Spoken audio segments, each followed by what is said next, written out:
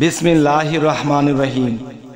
হে সমস্ত জগতবাসী, আজ আমি শামীম আলী চিশতি আপনাদের সামনে যে আলোচনাটি নিয়ে হাজির হলাম, সে আলোচনাটির হেডলাইনে আপনারা কি পেয়েছেন? 1000 কম্পিউটারের থেকেও বেশি কাজ করে একটা মানুষের মাথা। যে 1000 কম্পিউটারের মধ্যে যা জায়গা না নেবে একটা মানুষের মাথার মধ্যে, তার চেয়েও বেশি জায়গা নেয়।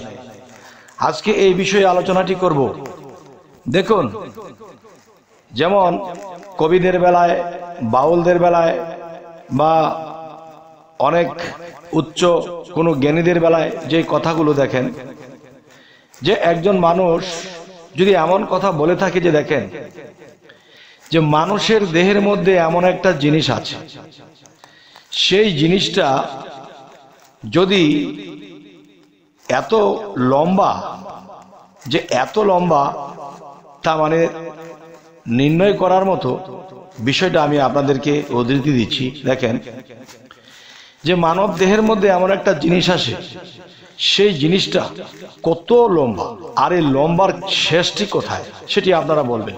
দেখেন যে এই পৃথিবীর থেকে যদি সূর্য 13 লক্ষ গুণে বড় হয়ে থাকে, তাহলে এই সূর্যটা যদি পৃথিবী হইতে 13 লক্ষ গুণে বেশি থাকে, বড় থাকে, তাহলে আপনার দেহের মধ্যে এমন একটা জিনিস আছে, এই মানব দেহটা তো ক্ষুদ্র ছোট, তাহলে এই মানব দেহটার মধ্যে এমন একটা বিষয় আছে যে সূর্যটাকে 40 বার পেঁচ দেওয়ার পরেও আরো থেকে যাবে।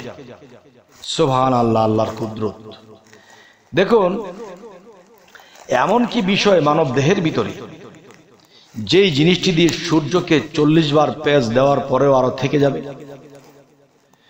সেটি কি?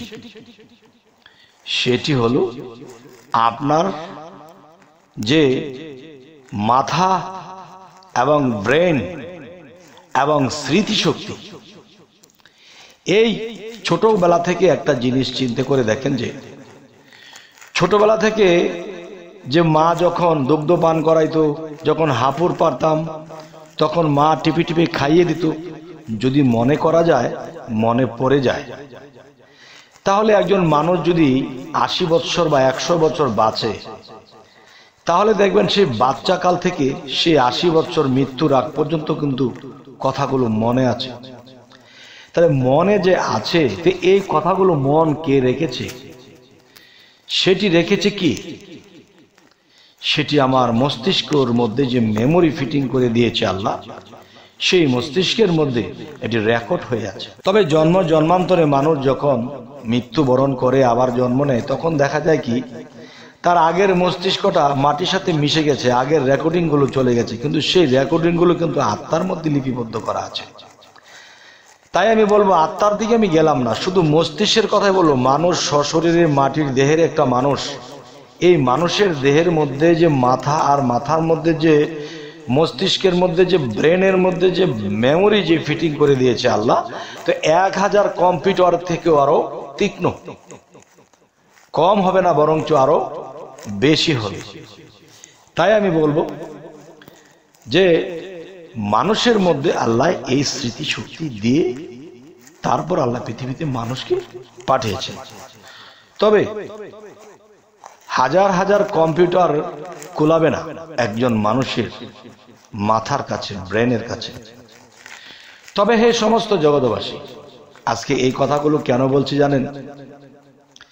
যে আমরা পৃথিবীতে পাপ করি, পাপ করে বলি যাক আল্লাহর কাছে ক্ষমা চেয়ে নেব, মাফ করে দিবে। আবার এই পাপ করছি, আল্লাহ ক্ষমা করে দিবে, মাফ চেয়েছি, আবার এই পাপ করেছি। আল্লাহ শুধু খালি মাফ করবে আর আমরা খালি মাফ চাইতেই থাকবো, এটা কি হয়? তাহলে তো দোজখের প্রয়োজন ছিল না, মাফ চাইলে মাফ করে দিবে।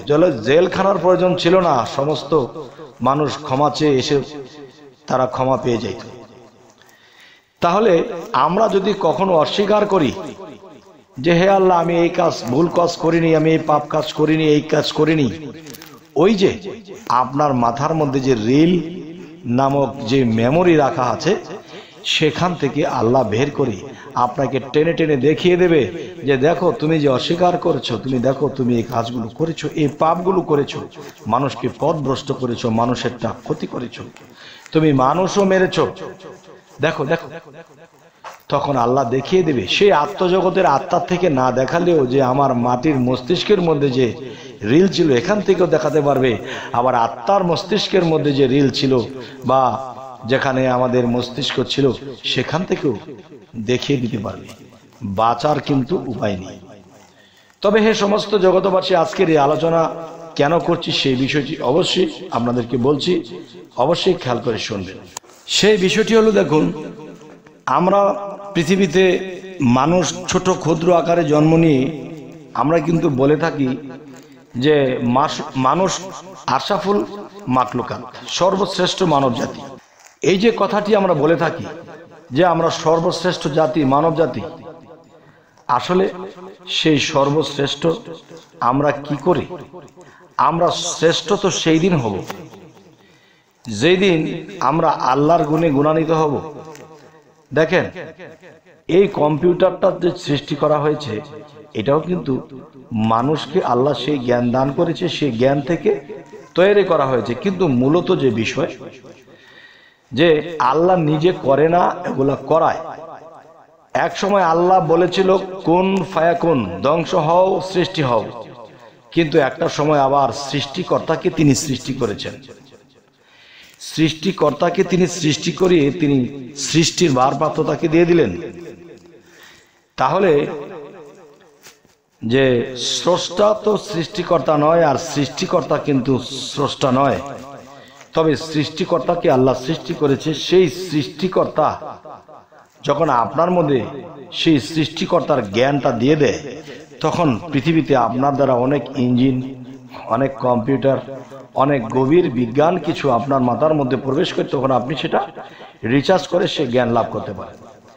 যাই হোক, আজকের যে আলোচনাটি, যে মানব দেহের ভিতরে এমন একটা জিনিস আছে, সেই জিনিসটা কি যে এত লম্বা যে সূর্যটাকে 40 বার পেঁচ দেওয়ার পরে আরো বহু বহু থেকে যাবে।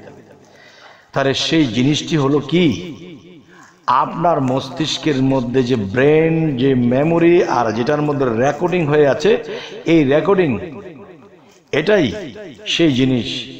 যদি বলেন এক জন্মের জিনিস দিয়ে কি এরকম হবে, তাহলে আপনার আত্মার মধ্যে এরকম আরো 10টা জন্মের জিনিস যেই রেকর্ড হয়ে আছে। যদি আপনি পৃথিবীতে কোনো বিপদগ্রস্ত হয়ে আল্লাহকে বলেন যে আল্লাহ এই পাপের সাজা কেন আমার হলো, আমি তো এরকম পাপ করিনি, আমি যেই পাপে ভুগতেছি এই পাপ তো আমি করিনি, তখন সে জন্ম থেকে মৃত্যুর আগ পর্যন্ত সে এই পাপ আসলে করেনি। কিন্তু তখন আল্লাহ কি করেছে? রেল টান দিয়েছে, এই 10 জন্ম পিছনে চলে গেছে, দেখো তুমি এমন জন্মে তুমি এই ভুল কাজ করেছিলে, এই মানুষ মেরেছিলে, তুমি এই ক্ষয়ক্ষতি করেছিলে। দেখো আমার কোরআনে বলেছি তোমরা যা করবা ঠিক তা পাবা। আবার এটিও বলেছি ফাবিয়ালা ইউ রাব্বিকুম আতিকাজ্জাবান, তোমরা তোমাদের কোন কোন কর্মফলকে অস্বীকার করবে। জন্ম জন্মান্তরেও পাপ রয়ে গেছে, সব পাপের সাজা তো আর এক জন্মে দেওয়া যায় না, তাই জন্ম জন্মান্তরই এগুলা কেটে উঠতে হয়। তাই আজকের এই বিষয়টি আপনারা আরেকটু বুঝে নেবেন যে এই গল্পটা কেন করলাম। যে দেখেন, সূর্যটাকে 40 বার পেঁচ দেওয়া যায়, সে আপনার যে মেমোরি আছে, আপনার যেই রেকর্ডিং আছে, এটি যদি দৈর্ঘ্য লম্বা করা হয়, তাহলে এই সূর্যটাকে 40 বার পেঁচ দিয়ে ওর বেশি থাকবে। কেন আল্লাহ এত লম্বা দীর্ঘ করলেন? এবং জন্ম জন্মান্তরের বিষয়গুলো কিন্তু সেই আত্মায় লিপিবদ্ধ আছে। আর সেই রিল টান দিলে এরকম 100 সূর্য লাগবে। আচ্ছা, তারপরও পেঁচ দেওয়ার পরে আরো থাকবে। তাহলে সেই পিছনের জন্মে আপনি কি করেছিলেন, সেই রিল বা রেকর্ডিং যদি আপনার মধ্যে না থাকে, বা আপনার আত্মার যে মস্তিষ্ক আছে সেখানে যদি এটা রেকর্ডিং না থাকে, তাহলে আল্লাহ আপনাকে প্রমাণ দেবে কি করে? সেই রেকর্ডিং আপনার মধ্যেই লিপিবদ্ধ হয়ে আছে, রেকর্ড হয়ে আছে। সেই রেকর্ড যখন আপনাকে দেখাবে, তখন আপনার আর কোনো জবাব থাকবে না। তখন আপনি বলবেন, হে আল্লাহ, জন্ম জন্মান্তরে এত ভুল করেছি, সেই ভুলের কথা তো আমি নিজেই ভুলে গেছি, কিন্তু আজকে আপনি যেভাবে সিস্টেম করে রেখেছেন আমার মস্তিষ্কের মধ্যে, আমার মাটির দেহের মস্তিষ্কের মধ্যে, আমার আত্মার মস্তিষ্কের মধ্যে যে আপনি লিপিবদ্ধ করে রেখেছেন, আপনি কত বড় জ্ঞানী, কত মহাজ্ঞানী আপনি। সুবহান আল্লাহ, সুবহান আল্লাহ। যদি এরকম পাপ করার পরেও আল্লাহর প্রশংসা করে আর বলে যে আল্লাহ আমাকে দোজখে দিবেন দেন, জাহান্নামে দিবেন দেন, আমাকে আরো কষ্ট দিবেন দেন, তবু আমি আপনার প্রশংসা গেয়ে যাব যে জীবনে ভুল করেছি আরো 10 জনম আগে, সেটাও আপনি রেকর্ডের মধ্যে রেখে দিয়েছেন।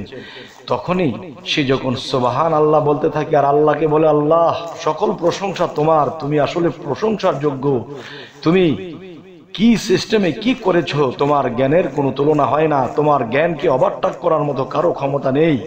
এই প্রশংসা করতে করতে সেই 10 জনমের অনেক পাপ আপনার মুছে যেতে পারে, হয়তো আল্লাহর দয়া হয়ে যেতে পারে। তবে হে সমস্ত জগতবাসী, আজকের এই আলোচনাগুলো কেন করলাম এটাও আপনারা জানাবেন, এবং সামনে কি ধরনের আলোচনা চাইছেন সেটাও জানাবেন।